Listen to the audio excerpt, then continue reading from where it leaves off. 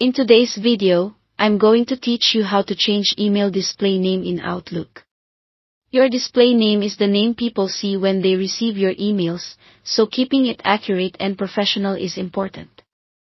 I'll walk you through 3 places where you might change it: Outlook on the web, the new Outlook desktop app, and Classic Outlook. Follow along with the version you use, and feel free to pause as you make the changes. Let's start with Outlook on the web. Open Outlook in your browser and sign in. Once you're in, look to the top right corner and click your profile picture. In the menu that opens, choose My Profile. On the profile page, find the section labeled Your Info and select Edit Name. Update your first and last name exactly how you want them to appear in recipients' inboxes. Use proper capitalization and avoid nicknames if this is for work. When you're done, save your changes. The update usually takes effect quickly, but it might take a few minutes to sync across devices. Next, let's cover the new Outlook desktop experience. Click the gear icon to open Settings. From there, go to Accounts, then select the account you want to update.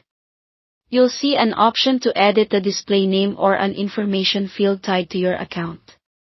Enter the name you want to show on your sent messages, then confirm or save if prompted. If you manage multiple mailboxes, double-check that you're editing the correct account before you close Settings. Again, the change may take a moment to show up across apps. Now for Classic Outlook.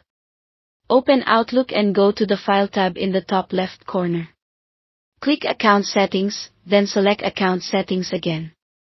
In the Email tab, highlight the email account you want to change. Click Change, and look for the field labeled Your Name. Update that field with your desired full name. When you're satisfied, click Next, then Close to finish.